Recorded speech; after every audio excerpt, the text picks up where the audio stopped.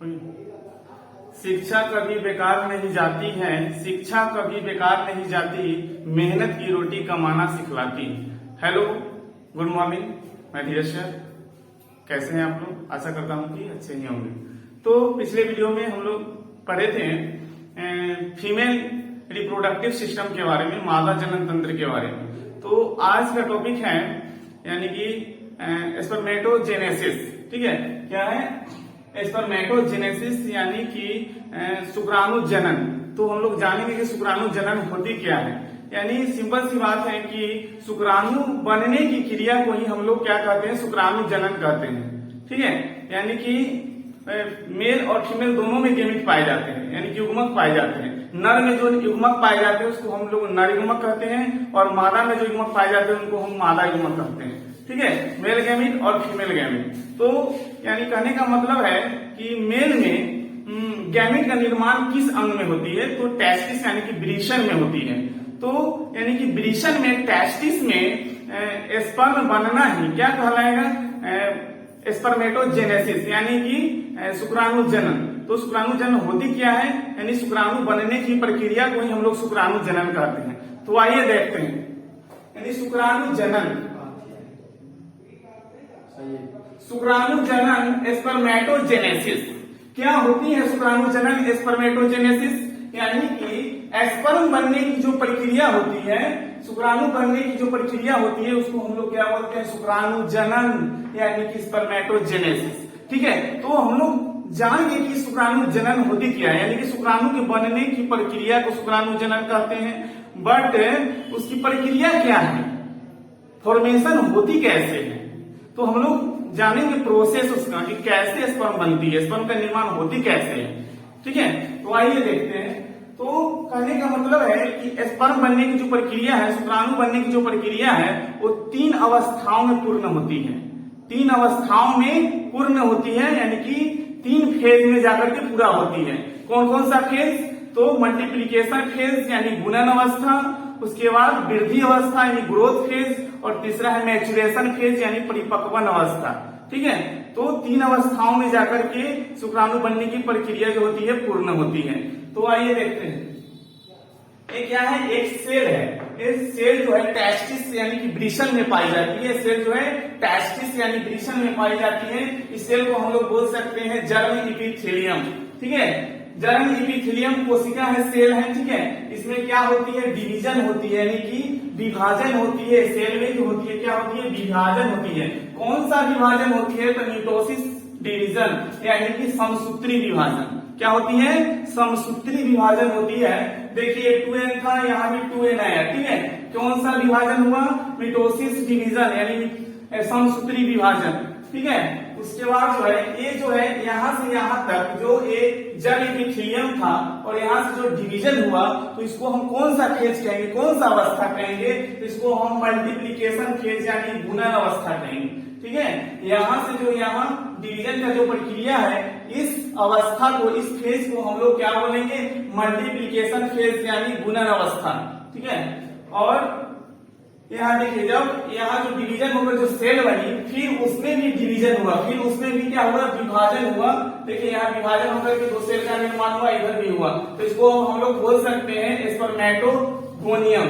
ये जो सेल बनी विभाजन के द्वारा, ये जो सेल बनी, इस सेल को हम लोग बोल सकते हैं शुक्राणु जन्य यानी स्पर्मेटोगोनियम। ठीक है, ये जो विभाजन के द्वारा जो सेल बनी, इसको हम लोग क्या कह सकते हैं? स्पर्मेटोगोनियम। उसके बाद जो है ये जो सब सेल बनी, इसमें क्या होती है?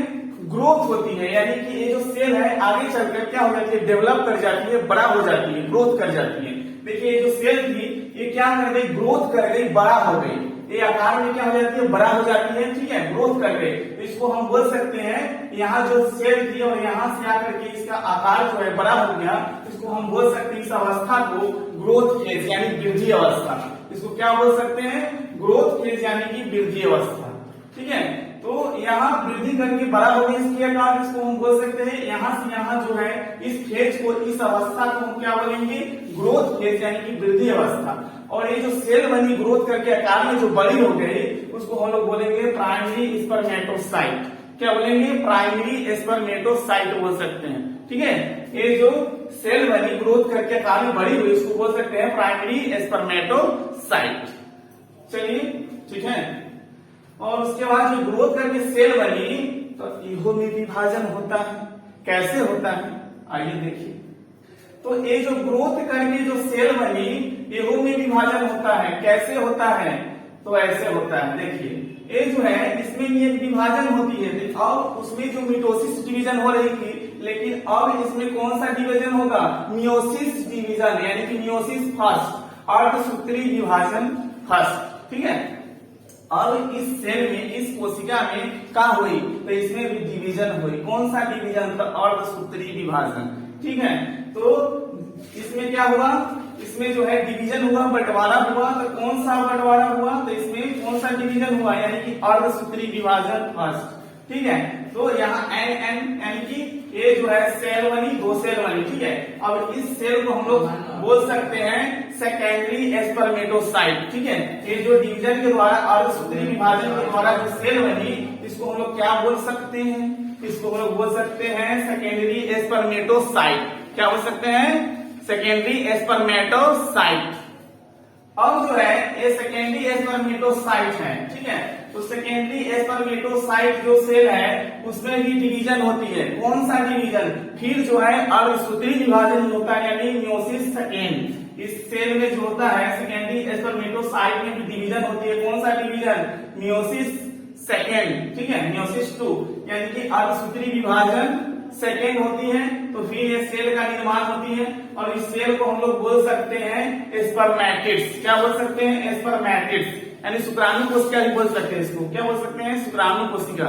ठीक है, और ये जो है ये सेल जो बनी, इससे अब क्या बन जाती है, स्पर्म बन जाती है। देखिए ये जो कोशिका थी इससे क्या बन गई, स्पर्म का निर्माण हो गया, यानी कि लास्ट स्टेज है स्पर्म बनने की। ये कोशिका से डायरेक्टली क्या चीज का निर्माण हो जाती है, स्पर्म यानी शुक्राणु का निर्माण हो जाती है। तो ये लास्ट स्टेज, लास्ट सेल है जिससे शुक्राणु का निर्माण होती है। तो इस फेज को, इस अवस्था को, ये जो सेल थी इस सेल को, इस अवस्था को, यहां से लेकर के यहां तक की अवस्था को, फेज को हम लोग बोल सकते हैं मैच्योरेशन फेज, यानी परिपक्वता अवस्था या परिपक्वन अवस्था।